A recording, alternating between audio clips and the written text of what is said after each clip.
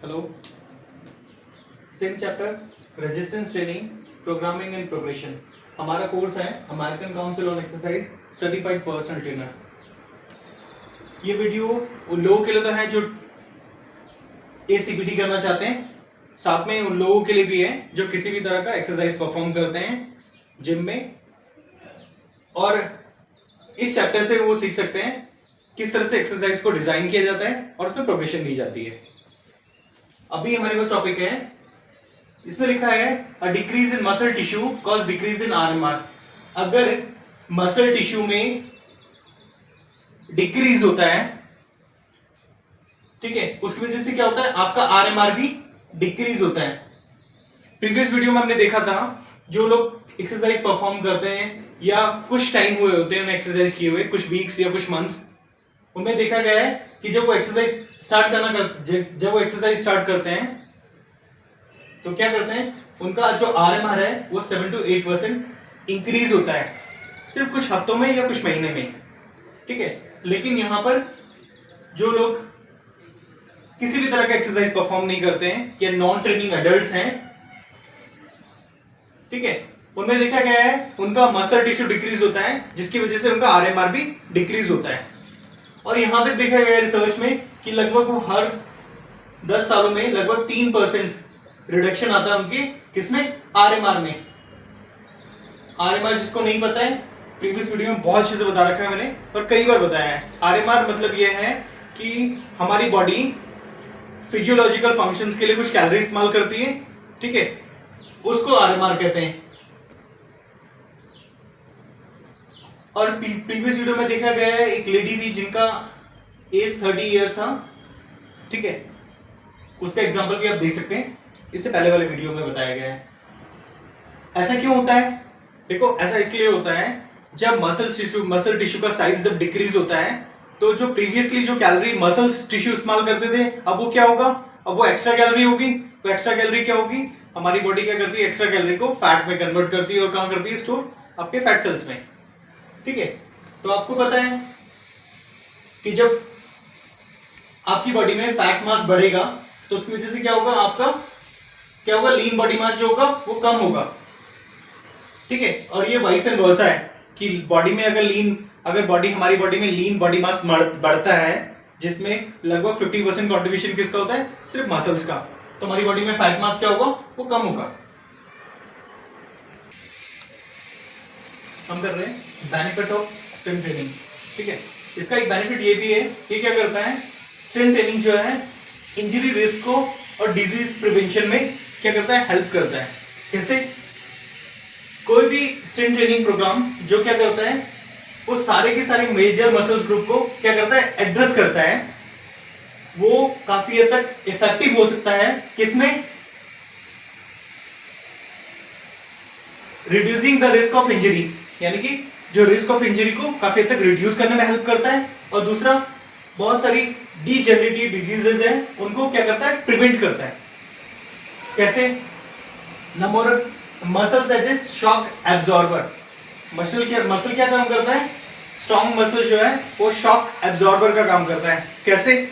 देखो, जब आप स्ट्रेंथ ट्रेनिंग करते हो तो आपका मसल्स में क्या होता है, मसल्स में स्ट्रेंथ और इंड्योरेंस बढ़ती है, ठीक है।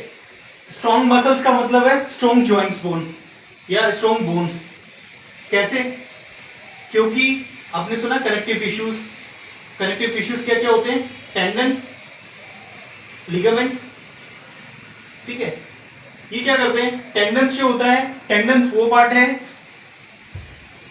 टेंडन्स मसल्स और बोन्स के बीच वाला पार्ट है, ठीक है। लिगामेंट्स क्या है, लिगामेंट्स वो पार्ट है जो दोनों बोन्स को जोड़ता है। तो जितना स्ट्रॉन्ग आपका मसल्स होगा उतनी स्ट्रॉन्ग आपकी बोन्स होगी। कैसे? क्योंकि जब आपकी मसल स्ट्रॉन्ग होती है तो आपकी बोन्स की मिनरल डेंसिटी जो होती है या BMD जिसे बोलते हैं वो बढ़ती है, वो ज्यादा से ज्यादा क्या करती है, मिनरल को एब्जॉर्ब करती है। और जितनी ज्यादा स्ट्रॉन्ग आपकी बोन्स होगी, जितनी ज्यादा स्ट्रॉन्ग आपकी मसल्स होगी, उतनी ज्यादा स्ट्रॉन्ग आपकी बोन्स होगी। तो जब किसी भी तरह का आप वेट बेयरिंग एक्सरसाइज करते हैं, जैसे कि रनिंग हो गया या स्टेप एक्सरसाइजेस होती हैं, तो यहाँ पर जो स्ट्रॉन्ग मसल्स होती है वो क्या करती है, शॉक एब्जॉर्बर की तरह काम करती है। अदरवाइज सोचो कोई एक नॉन ट्रेनिंग एडल्ट है जिसका वेट 100 kg है, ठीक है, वो अगर किसी तरह की वेट बेयरिंग एक्सरसाइज करेगा या जॉगिंग करेगा तो उसका बॉडी वेट क्या हो जाएगा, जब वो जॉगिंग करेगा या रनिंग करेगा लगभग 2 से 3 गुना हो जाएगा, यानी कि लगभग उसका बॉडी वेट कितना हो जाएगा, 200 से 300 किलो, ठीक है। कब, जब वो किसी तरह की वेट बेयरिंग एक्सरसाइज करेगा या रनिंग या जॉगिंग करेगा। और सोचो अगर उसकी बोन्स या मसल्स वीक है तो कितना हद तक उसका प्रेशर उसकी बोन्स पे पड़ेगा, उसके जॉइंट्स पे पड़ेगा, ठीक है, जो क्या करेगा, इंजरी को क्या करेगा, इनहांस करेगा काफी हद तक का। तो सबसे पहले ये है कि आपके जो मसल्स हैं, वेट ट्रेनिंग एक्सरसाइज जो है उससे आपके मसल्स जो है वो शॉक एब्जॉर्बर की तरह काम करते हैं, क्योंकि आपके मसल्स में क्या आती है, मसल्स में स्ट्रेंथ बिल्डअप होती है, जिसकी वजह से आपके जॉइंट्स जो होते हैं वो काफी हद तक स्ट्रांग होते हैं। और वो वेट बेयरिंग एक्सरसाइज जैसे जॉगिंग हो गया, स्टेप एक्सरसाइजेज होती है, उनमें काफी हद तक क्या करता है, शॉक एब्जॉर्बर की तरह काम करती है। कौन, स्ट्रांग मसल्स। हम करते हैं बेनिफिट ऑफ स्ट्रेंथ ट्रेनिंग। पहला बेनिफिट क्या करता है हमने, मसल्स जो है वो सर्व करता है एज ए शॉक एब्जॉर्बर, यानी कि वेट बेयरिंग या स्ट्रेंथ ट्रेनिंग प्रोग्राम से क्या होता है, आपके मसल स्ट्रांग होते हैं, जिससे क्या होता है काफ़ी हद तक आपके जो जॉइंट्स जो होते हैं वो जॉइंट्स काफ़ी हद तक क्या करते हैं, वो शॉक एब्जॉर्बर की तरह काम करते हैं। कैसे, जब आपका मसल स्ट्रांग होगा तो आपके बोन्स भी स्ट्रांग होंगे, बोन्स स्ट्रांग होंगी तो आपके जॉइंट्स होंगे वो भी स्ट्रांग होंगे, ठीक है। दूसरा है बैलेंस मसल डेवलपमेंट। जैसे कि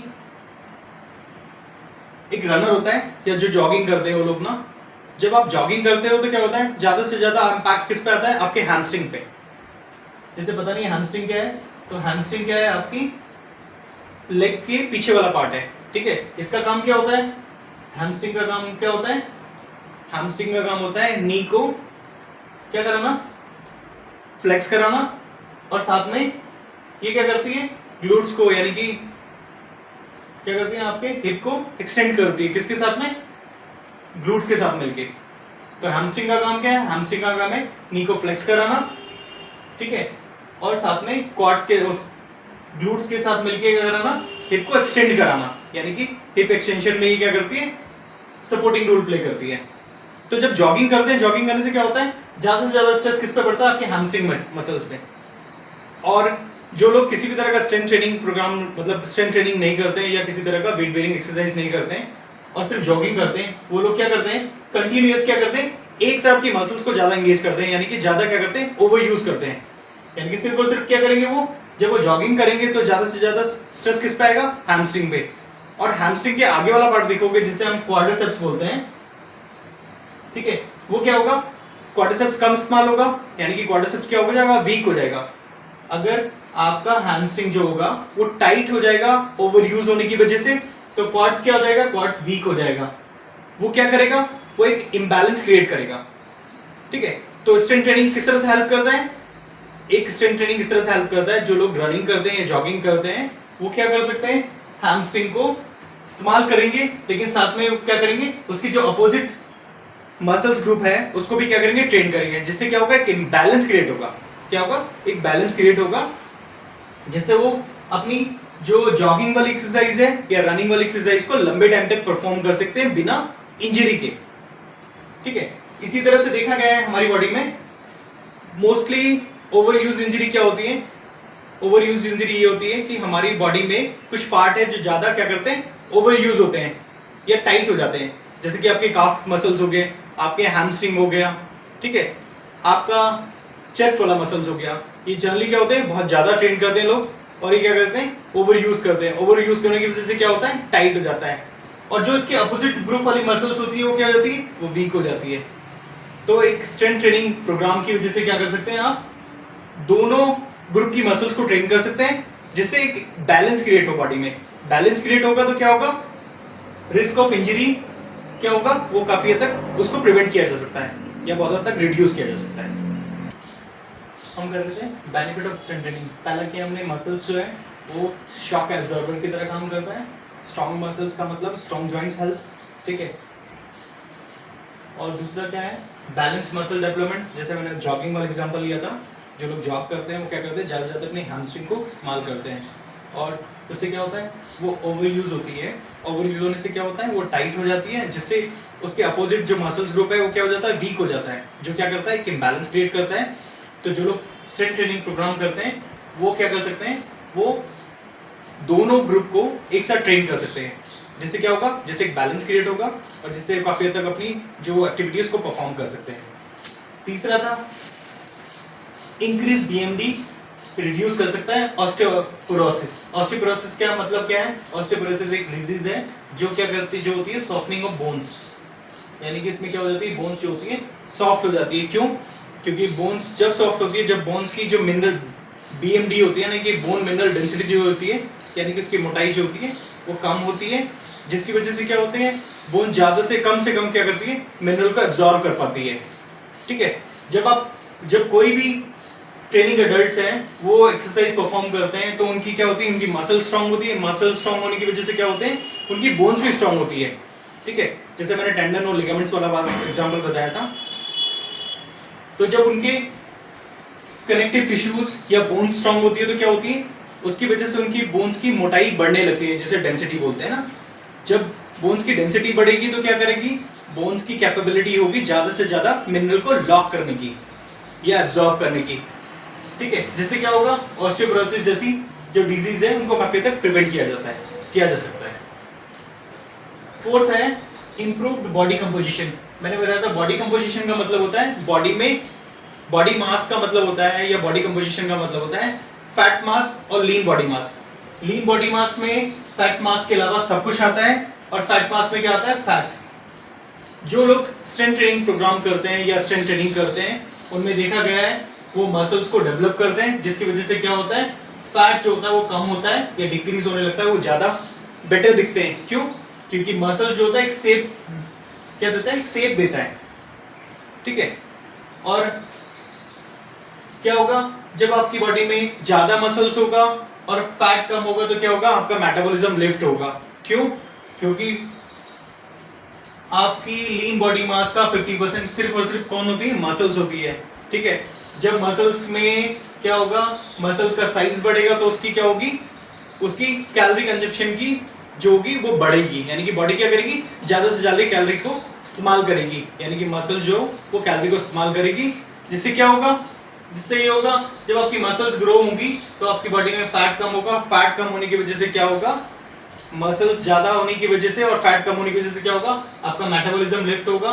मेटाबॉलिज्म लिफ्ट होने की वजह से क्या होता है, ये जो मेटाबॉलिक सिंड्रोम्स है ना, ठीक है, मेटाबॉलिक सिंड्रोम्स का मतलब है वो डिजीजेस जो मेटाबॉलिज्म से रिलेटेड है। ठीक है, जब आपकी बॉडी में ज्यादा मसल्स होते हैं या मसल्स क्या होते हैं, फैट कम होता है तो आपका क्या होता है, मेटाबॉलिज्म लिफ्ट होता है।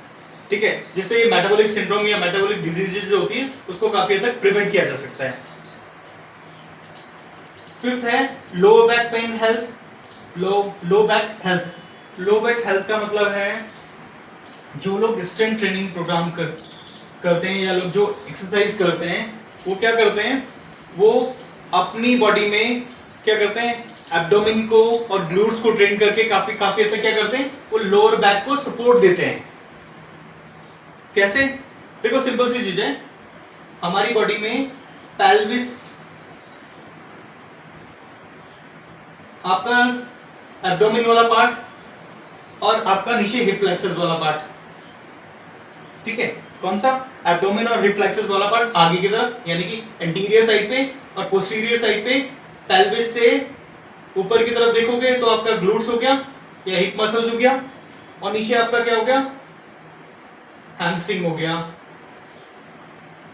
ठीक है, सॉरी मैंने बताया कि अगर आप देखोगे, अगर मैं इस तरह से खड़ा हूं तो मेरा आप देखोगे मैं सीधा, अगर सामने वाला पार्ट देख पाओगे तो क्या है, ऊपर मेरा एब्डोमेन है, नीचे मेरा क्या है, हिप फ्लेक्सस है, बीच में क्या है, बीच में पेल्विस है, वो एक दूसरे से जुड़े हुए हैं। ठीक है, इसी तरह से क्या है, आपका पीछे आपका ग्लूट्स हो गया और इरेक्टर स्पाइन। तो जब आपकी बॉडी में क्या होता है, आपका हिप स्ट्रांग होता है और एब्डोमेन स्ट्रांग होता है, वो क्या करते हैं, वो एक तरह से लो बैक को सपोर्ट करते हैं। ठीक है, क्योंकि ये जो चारों बोन्स हैं वो पेल्विस के थ्रू एक दूसरे से जुड़ी हुई है और एक दूसरे को काफी तक इन्फ्लुएंस करती है। तो अगर आपका स्ट्रॉन्ग ग्लूट्स होगा और स्ट्रॉन्ग एब्डोमेन होगा तो क्या करेगा, एक तरह से सपोर्ट प्रोवाइड करेगा किसको, लो बैक को, ठीक है, जिससे लो बैक पेन होने के चांसेस जो होंगे वो काफी हद तक रिड्यूस होंगे। ठीक है, इसी तरह से एक बेनिफिट और है आर्थराइटिस का। मैंने बताया था आर्थराइटिस भी क्या है, आर्थराइटिस भी आपके जॉइंट्स डिजीजेज है। ठीक है, अगर आपकी बॉडी में स्ट्रॉन्ग मसल्स होगा तो आपकी बोन मिनरल डेंसिटी जो होगी वो ज्यादा होगी। ठीक है, आपके जो जॉइंट्स होंगे वो ज्यादा स्ट्रॉन्ग होंगे, जिससे क्या होगा, जो आर्थराइटिस जैसे उसका रिस्क है वो काफी हद तक रिड्यूस होगा। आगे है improved functional capacity in older adult. Functional capacity का मतलब है जो ओल्डर एडल्ट्स हैं वो जब स्ट्रेंथ ट्रेनिंग प्रोग्राम को फॉलो करते हैं तो वो अपनी जो डे टू डे एक्टिविटीज होती है उसको काफी अच्छे से परफॉर्म कर पाते हैं। ठीक है, जैसे कुछ नीचे से पिक करके नीचे से उठाना। ठीक है, तो जिन लोगों के लो बैक में पेन होंगे तो क्या करेंगे, वो काफी तक फॉरवर्ड बेंड नहीं कर पाएंगे। तो जो लोग ओल्डर एडल्ट्स हैं वो किसी भी तरह का एक्सरसाइज प्रोग्राम फॉलो करते हैं तो क्या होता है, उनसे उनकी फंक्शनल कैपेसिटी जो होती है काफी तक इम्प्रूव होती है।